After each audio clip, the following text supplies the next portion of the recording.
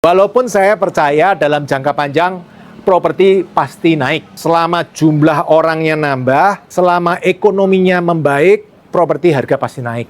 Ketika orang nambah, jumlah tanah di Indonesia tetap, orang rebutan, semakin rebutan, properti biasanya naik. Yakin naik.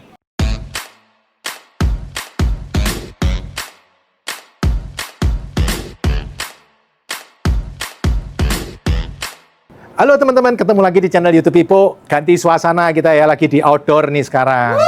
Teman-teman, Indonesia properti lagi gimana nih? Lagi bagus-bagusnya atau lagi susah-susahnya? Banyak orang yang bilang, lagi susah-susahnya properti nih Pak. Kalau susah itu susah bagi penjual atau bagi pembeli ya? Kayaknya lebih susah bagi penjual sekarang daripada pembeli. Pembeli sekarang lagi semangat, ini waktunya invest properti karena harganya sekarang ditentukan oleh pembeli. Makanya marketnya disebut buyer market, karena market harga ditentukan oleh pembeli, bukan oleh penjual. Nah teman-teman, ketika tadi saya googling, banyak orang yang bilang Indonesia properti secara umum naik rata-rata 10-20%, 5%. Tapi ada juga yang bilang secara statistik Indonesia 5 tahun terakhir harga properti turun 4%.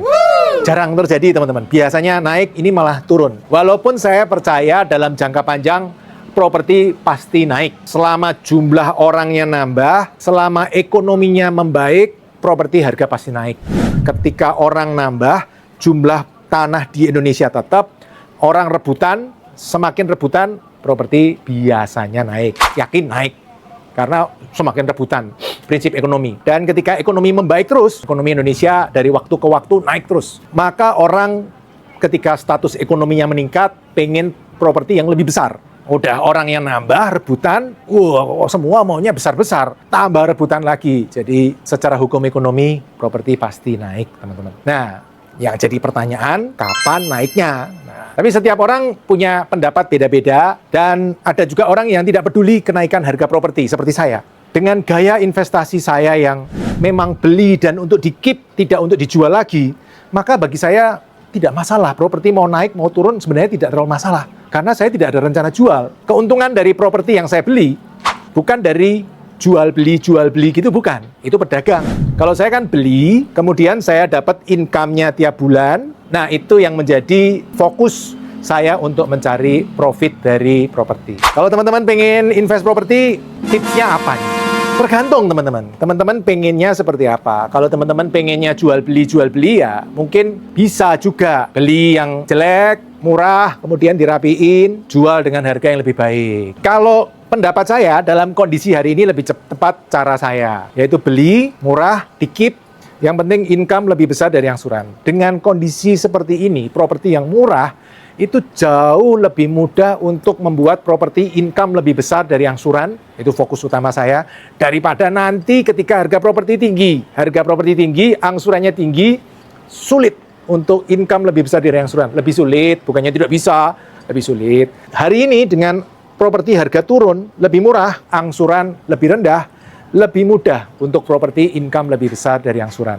Berapa modal yang diperlukan? Tergantung teman-teman ya. Kalau teman-teman pengen main, saya kan ada beberapa ya, ada kos, ada minimarket, ada warteg, atau toko ban motor gitu ya. Saya prinsipnya kan invest properti yang ada passive income-nya. Jadi bisnisnya harus autopilot, aman, awet, income-nya teratur, dan di atas bunga bank. Nah, saya kan ada beberapa ya, tadi saya sebutin, minimarket, warteg, kos, yang dikelola operator, atau toko ban, atau toko roti, atau apapun, yang penting memenuhi 5A tadi, pasti beda-beda. Kalau warteg, menurut saya ya cocoknya properti mungkin 300-500 juta, masih cocok. Tapi kalau toko ban motor, ya mungkin 700 juta, 1 miliar, cocok, masih cocok. Minimarket, ya tergantung, mau tanah kosong atau ruko. Kos, pasti beda lagi. Jadi permodalannya beda-beda. Tapi asiknya teman-teman, di properti berbeda dengan investasi yang lain. Di properti itu asiknya kita bisa invest dengan modal sekecil-kecilnya. Itu tidak ada di investasi yang lain. Bahkan bisa nol, seperti yang saya lakukan. Prinsipnya sederhana, beli properti, pakai modal orang lain, contoh pakai bank, kemudian pastikan propertinya menghasilkan income lebih besar dari angsuran. Ketika kita bisa kredit dengan DP 0, tentu ada caranya teman-teman, ada tenaga dalamnya ya loh. Dan ternyata income-nya kita bisa membuat autopilot dan di atas bunga bank, di atas angsuran, sehingga dia bisa nyicil sendiri. Nggak masalah, masalah waktu nggak ada masalah. Sudah bagus bisa nyicil sendiri. Nyicil itu kan berat kalau kita yang nyicil. Kalau orang lain yang nyicil propertinya nyicil sendiri mau 5 tahun, 10 tahun nggak terasa teman-teman. Nah, ketika nyicil sendiri sampai lunas, maka kita bisa invest properti dengan modal 0. Dan asiknya apa? Setelah lunas, properti jadi milik, padahal waktu itu mungkin sudah mahal sekali, 10 tahun kemudian, angsurannya sudah lunas, nggak perlu pusing mikir angsuran, lebih asiknya lagi, pasif income-nya ke kita, teman-teman. Sehingga kita bisa pensiun cepat dan pasif income besar. Misal minimarket atau kos gitu ya, 30 juta sebulan, kalau 1. Kalau 10 berapa? Kalau 50 berapa? Itu asiknya properti. Modal bisa pakai modal sendiri, bisa pakai modal orang lain. Dengan keahlian yang tertentu, keterampilan tertentu, skill tertentu, kita bisa memakai modal orang lain.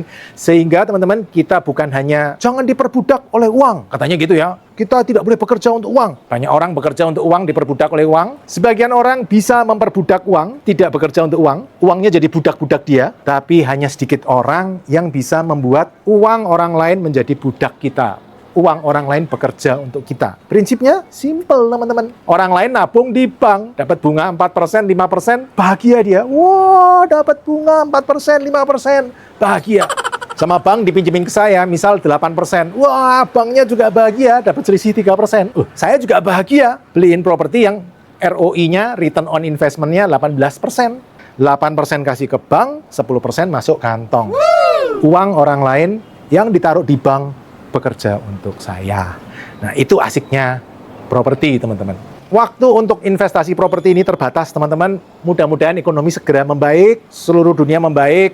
Biasanya ekonomi memang ada siklusnya, teman-teman. Ketika membaik, kereta jalan ketinggalan. Karena itu, teman-teman, investasi properti waktu terbaik adalah saat ini, teman-teman. Tentu, teman-teman harus belajar dulu ya. Jangan langsung nyemplung-nyemplung investasi, saya juga stres itu. Pelajarin dulu, opportunity-nya di mana, keuntungannya di mana, resikonya di mana, teman-teman cocoknya properti seperti apa, baru teman-teman investasi properti. Oke teman-teman, jadi investasi properti seperti itu, silahkan teman-teman pilih, teman-teman pengennya investasi properti seperti apa, apakah seperti saya yang beli kemudian ditahan, dapat income-nya tiap bulan, atau ada juga cara lain, jual beli atau cara-cara yang lain. Silahkan pilih, hidup penuh pilihan. Salam passive income properti. Terima kasih telah mengikuti video hingga selesai. Untuk yang belum subscribe, ayo subscribe channel Pipo Hargianto dan klik lonceng notifikasi untuk mengikuti video-video selanjutnya. Teman-teman juga bisa mengikuti seminar-seminar yang saya bagikan. Silahkan daftar melalui nomor berikut.